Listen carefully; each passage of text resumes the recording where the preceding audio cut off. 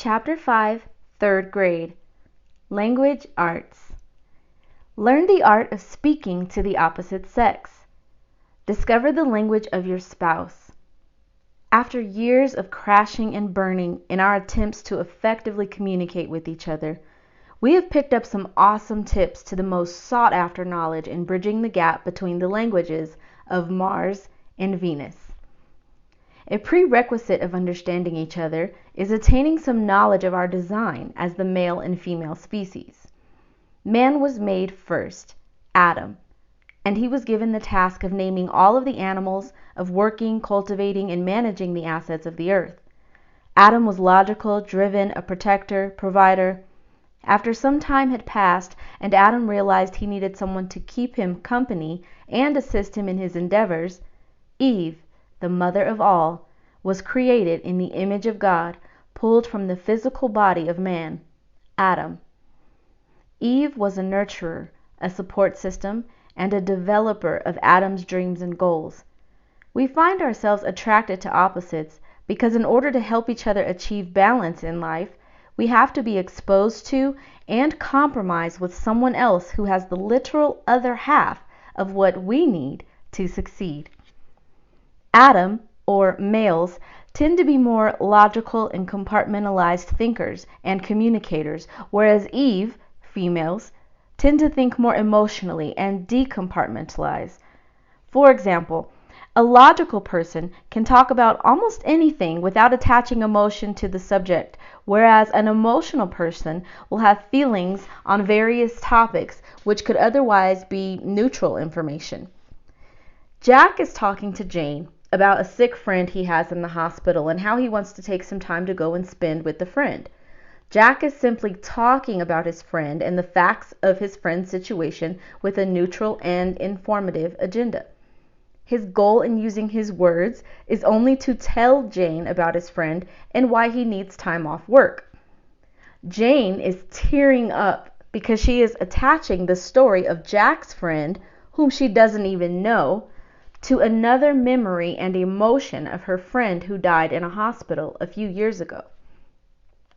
Because most men are more apt to speak of subjects completely separate of each other without attaching emotions from one experience to the next, women judge them as being insensitive and cold. Because women attach one memory to another experience and emotion, they link everything together and have a harder time with logical views and are judged by men as unstable and illogical. This is not to say that we cannot learn to become more or less sensitive or more or less logical. What our nature is and what we can evolve to be are two different things. A well-balanced person is not hypersensitive and emotional, but knows when and where to express certain emotions and in front of what audience. I have heard it described as women's brains are spaghetti bowls with long noodles all intertwined and tangled with one another, and men's brains are filing cabinets. A woman may be angry with her husband for not helping with dishes and therefore cannot enjoy a hug from him because, in her mind, the dishes are connected to the affection and touch of a hug. A man may be angry with his wife for spending too much money on a new pair of shoes, yet completely infatuated and available for intimacy at the same time because a filing cabinet keeps files of different subjects completely separate from one another. Characteristics of both the male and female are positive and needed. We need logic and we need nurture. The benefit of having a balance both within the individual and within the couple as a unit is where the magic of limitless growth and opportunity lie. In the classroom, a seasoned teacher knows which students will be the emotional behavioral issues from the first few days of class. It is a law that goes up, what goes up must come down. So be aware of people and potential mates who have high highs and low lows. People easily become overexcited, are the same people to soon come down to a saddened or depressed state in a moment's time. People who easily become overexcited are the same people to soon come down to a saddened or depressed state in a moment's time. We see this with students in grade school, but this characteristic does not disappear with age. It only fades with maturity. Staying steady and enjoying thrills and gifts in life with a mild inner enthusiasm protects your emotional roller coaster from derailing. Life has its highs and lows, but once you learn that you are in the driver's seat, only you can steady the pace. If you are dating someone and their emotions are extreme or excessive, be forewarned, you are probably dealing with an unbalanced and emotionally immature person. Even if we did not have words, sound, and language, the male and female would argue and misunderstand each other through body and sign language. The goal is that whether we are using verbal or nonverbal communication, we can operate in peace and harmony with each other. The imagery of a couple who are not allowed to speak for a week, yet have to find other means to communicate through body language, makes me laugh. This is a great concept for an exercise or challenge for couples to work on relationship building to improve developing patience, understanding, empathy, and overall mature and effective communication. I will call it the Collins method. Collins method. Take an agreed upon amount of time and do not use any verbal communication with your spouse.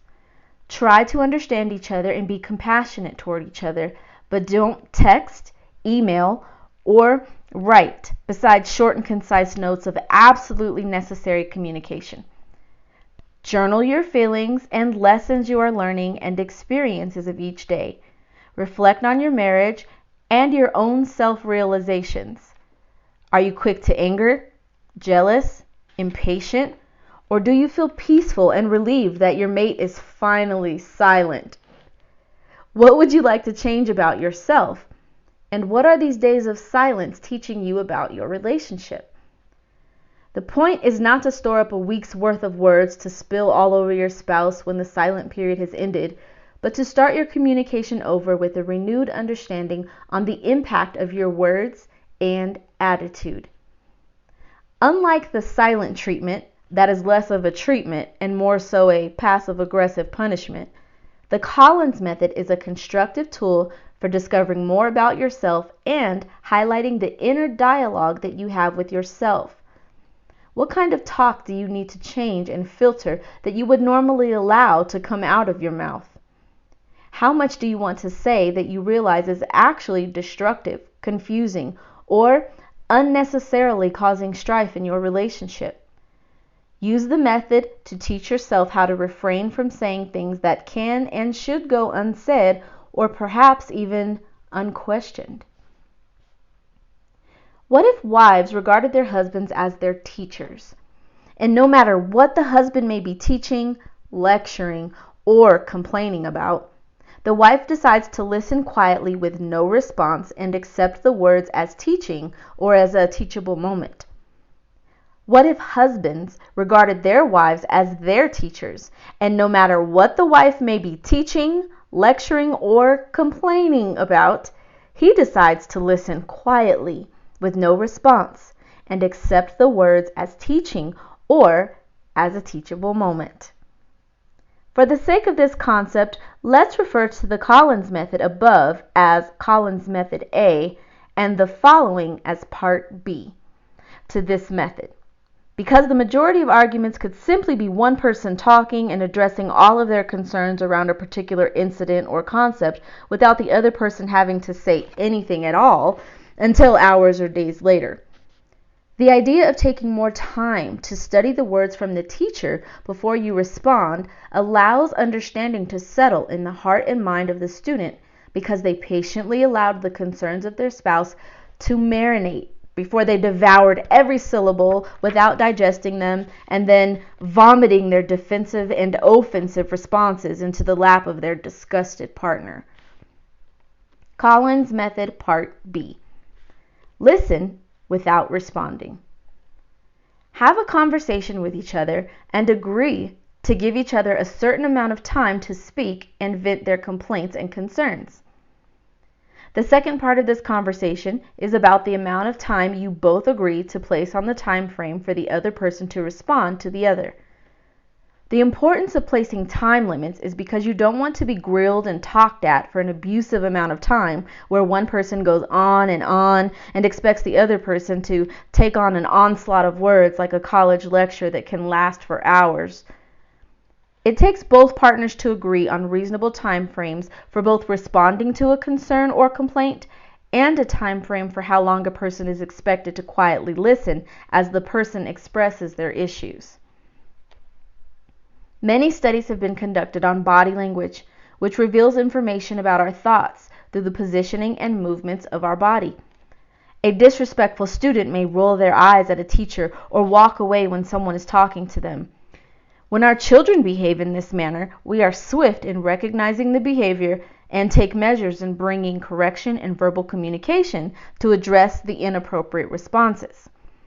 In a marriage, we should work on paying close attention to our own verbal and nonverbal communication with our spouse and work on always being respectful to each other and being patient in working toward understanding the other person, especially through our own frustration. It's important to be aware of your own frustration so that you can talk yourself into a calm state before you react or speak. Taking time to think before reacting gives you control in any conversation or situation, not because you seek to control others, but because you seek to control your environment and your own body.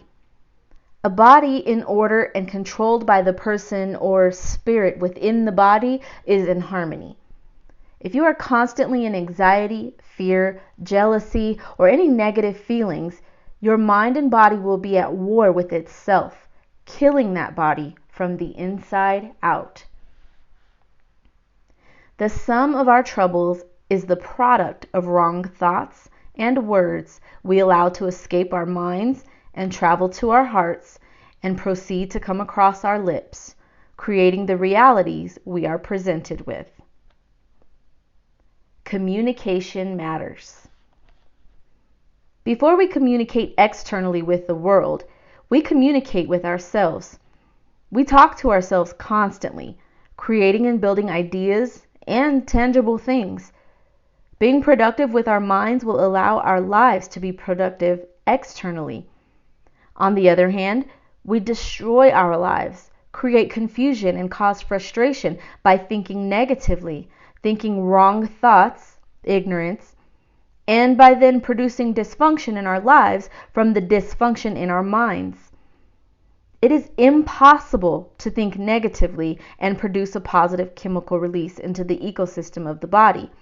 And if your internal ecosystem is not thriving, your external environment will show the results of either a lack of knowledge in particular areas of your life or a choice to remain in ignorance. Thinking that what you don't know can't hurt you is a choice to delay progress, health, and purpose for your life. The balance is to apply the knowledge as you attain it and not to simply be an information junkie, knowing much but applying little. When we learn to master communication internally with ourselves, we can master communication with everyone else. You even learn who you can and cannot communicate with effectively. As you learn to rule your own mind, you will more easily recognize people who are not in control of their own thoughts and lives. You will not allow connections with people who are not seeking your assistance in an honest pursuit of improving their own lives. It is important to recognize the people that, like a parasite, simply need a host to suck the lifeblood from in order to pump up their own deflated bodies.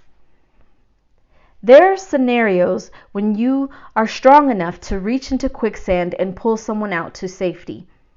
And there are situations where you will reach out a helping hand and get sucked into the pit yourself. Gaining the knowledge to recognize the difference becomes less of a challenge as you grow your emotional maturity and recognize that God has given you the power to rule yourself and create the world around you, all through your own thoughts, words, and actions. The best evidence of the emotionally immature and unstable is the person who blames the external for what is going on with them internally. People who are blaming anyone except for themselves for their situation are the furthest away from making real change and progress. There is no doubt that the biggest marital challenge is communication. When we learn the principles of communicating effectively with ourselves and speaking wisdom to ourselves when we most need it, we allow an otherwise eruptive dispute with our spouse to manifest itself as a calm and effective conversation, leading toward resolution. It is much easier said than done to remain the same during your marriage as you were in the dating or betrothal stage. How disagreements were resolved when your relationship was new and unfamiliar can possibly be an insight to the practices you may need to return to that you have abandoned through familiarity with your spouse. It is a human flaw that we begin to disregard and look with reproach upon what becomes familiar to us. Staying in a state of reverence, enthusiasm, and adventure with your relationship will keep the otherwise boring and familiar exciting and thrilling. Second language courses. A first language among men is sex and admiration. Yes, that is one language. According to me, sex and admiration. I call it man talk. A first language among women is love and patience. Schools at many different grade levels will introduce the study of a foreign language. An English-speaking third grader may simply learn to count in Spanish or Mandarin, while another classmate who speaks one language primarily learns to count or say the alphabet in another language. Biologically, we are born either male or female, and with each gender comes a plethora of different chemical and scientific differences. These chemicals, hormones, and biological makeups not only give us different physical appearances and functions, but even more so internal differences that affect our thinking and thus our modes of feeling appreciated, secure, respected, and purposeful inside and out of our male and female bodies. Men carry a dominant hormone called testosterone. I believe because they are placed on earth to test women repeatedly until they become their best self. I'm laughing at that statement, and hopefully you can too. The dominant hormone in the female system is estrogen. I believe that because both male and females carry both chemicals, a chemical reaction occurs when two people of the opposite sex find trust and stability with each other.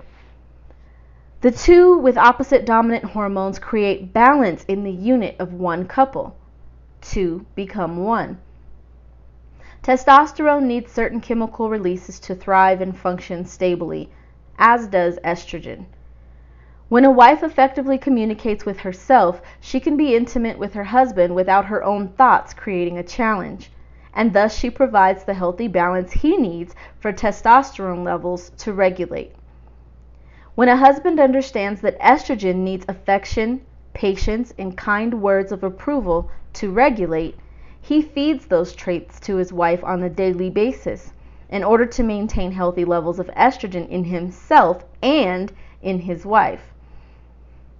With sex being in the running for number one reasons for failed marriages, it is important to learn why we become so distant with our spouse after we have grown comfortable and familiar in our marriages. Men are more apt to rely on sex based on their physical and biological makeup, so they are likely to forget the estrogen and neglect its need for affection, care, concern, and, most importantly, how that is communicated and received by estrogen. The cycle of one hormone not feeding the other out of condescension leaves both hormones in a vicious state.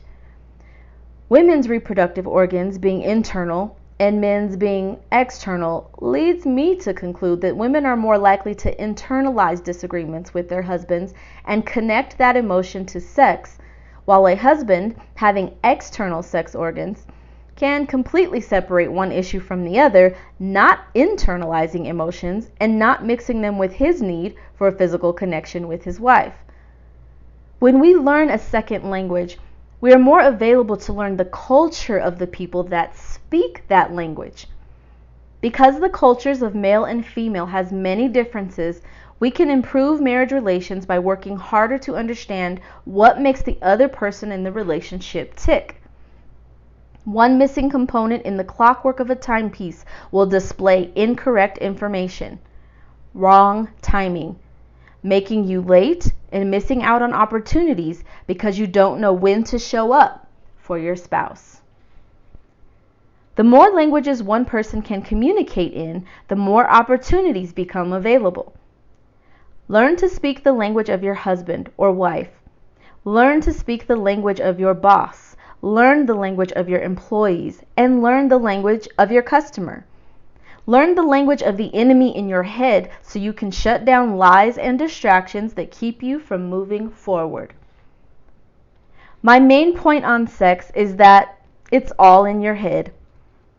What you think will rule what you can do, enjoy, or despise. Tell yourself all the things you told yourself in the beginning that made your spouse desirable to you. You may even lie to yourself, faking it till you make it. But you will make it, and then you will enjoy it. Again, our thoughts and learning to control and filter them is what gives us the power to create the life, relationships, and environments we want. Self-control or self-government is the highest form of government. A perfect marriage is just two imperfect people who refuse to give up on each other. Anonymous. Multiplication. Third graders learn simple multiplication. Although an elementary student who struggled with more basic math concepts will argue that there is nothing simple about multiplying. Beauty is in the eye of the beholder, and math can be very beautiful, all the while being a horrifically ugly sight and experience for others. Let's talk about how to multiply in our marriages. Multiplication is taking numbers or values and adding them together repeatedly so as to result in an increase larger than the sum of an addition problem. 3 plus 3 equals 6, but 3 times 3, or 3 plus 3 plus 3, equals 9. We have talked about adding and subtracting the values in our relationships. Once you understand and believe that God gifted us with a guide and system for knowing what will add to and what will subtract from our lives, you are ready to move on to multiplying and bringing exponential growth into your marriage. One of my biggest struggles to date has been the concept that was introduced to me that being Eve, or second in priority to my husband, I have only the purpose of following and bringing Adam's, or my husband's, goals and purpose to fruition. That concept led to many troubles in my mind and resulted in months, maybe even a year or two of unnecessary struggles in my marriage. It's one thing to admire, respect, reverence, and support your husband in his endeavors, but it is a totally different thing to behave as if you, the wife, cannot have goals, pursue a dream, and work toward fulfilling your purpose also. This is the clarification to that stream of thought that I would like to provide to so many other women who are struggling with the submission clause written in by so many religious factions. My personal experience went through a few phases of pain and growth that I would like to lay out and hopefully save you from getting stuck between the rock of submission and the hard place of guilt from wanting to make use of your God-given gifts. This is not just for wives, but can help husbands understand the predicament many women face. Fortunately, all of what I had received from the message of follow your husband, I had greatly misunderstood. It took my husband being patient enough with me to get to a point where he realized how he could help me understand what he needed for me to succeed for both of us, which opened the door to me also being able to use my gifts to push us into multiplication and increase. So you have heard it said that women are the incubators and protectors of dreams. Our husbands give us a plan and a goal from their heart, and we grow it and support it and remind him of his plan at every turn. The challenge arises when a teacher or author tells women that they should neglect their own education, knowledge, and application of gifts in order to support their husband. Of course, wrong timing of something right equals bad results, but that does not mean that a woman's only purpose is to follow. Great leaders know when to be quiet and when to speak. Many great and humble women may lead and yet follow and reverence a leader at the same time. I know it sounds like an obvious statement to say that great leaders have to be led by and submit to someone, but it is the biggest challenge I am presented with from the many wives that reach out to me for advice. I adopted a theory that if I academically and biblically studied more than my husband, I would destroy our marriage. So I stopped. I stopped reading books. I stopped taking Bible classes, and I worked on only helping my husband and our small family-owned business. I was extremely depressed, but I was learning some valuable lessons through that pain. I learned that I have so much more power in my silence. By remaining quiet when I didn't understand or disagreed with my husband, I learned how much talking and responding I would normally do that stopped me from having enough quiet time to think and evaluate what was really necessary for me to say. After a while of my husband enjoying my silence and then realizing that I was miserable, he started encouraging me to do the things that I am good at and that make me happy, like studying, writing, and teaching. My response was that if I study more than he and teach more, we would be out of order as a couple, and I would be one of those wives that are out of line. My husband was amazed. He didn't realize until that point how I was processing the information I had learned about quote-unquote successful marriages and helpful and supportive wives. Through our conversation, I realized that the point I missed from those teachings on marriage was that a competitive spirit between couples is very detrimental. And that was a point that was easy for me to grasp. My ability and emotional wherewithal to write this book came from my husband's praise and encouragement for me to use my gifts and be who God created me to be, all the while still supporting and adapting to my other half, my testosterone, my man.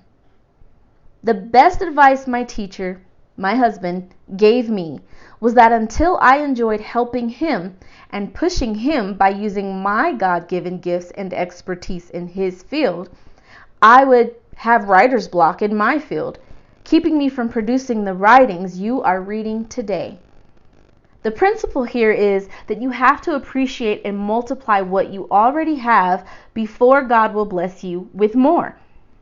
I have to appreciate the business we already own, the skilled tradesman my husband is, and the business that comes to us, and give it my all if I'm going to be a part of the multiplication. More ideas, more joy, more creativity, more peace, more finances, more health, more time. Multiplication. We are functioning in harmony not because I neglect my own worth to worship my husband, but because we add our positive attributes together to multiply the success in the life we share. Multiply your assets, and your individual strengths coupled together will guarantee your part in a power couple team. This has been Chapter 5 of Growing into a Mature Marriage.